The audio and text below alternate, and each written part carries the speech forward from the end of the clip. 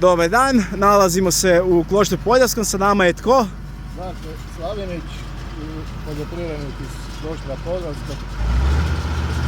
Aha, što vi danas ovdje radite?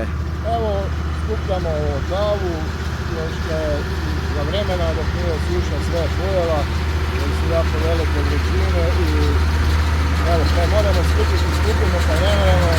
Aha.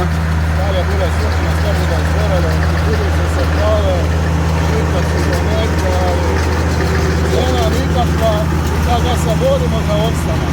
Aha, ovo je prva košnja ili to je već ona druga? To je već prava. A, već je otava. Ovo je bilo prvo močano, to je bilo rano počno, pa je donekle, ovo se vidi da je još donekle ovo na dobro, a inače su jako loše. Aha, je li imate još kaj ovoga od poljoprivrede?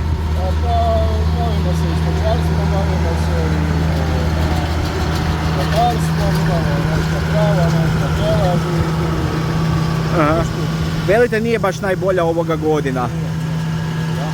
Jako loše je počelo i ne znam kako za poljoprivrednicu. Aha, dobro. Evo, puno vam hvala.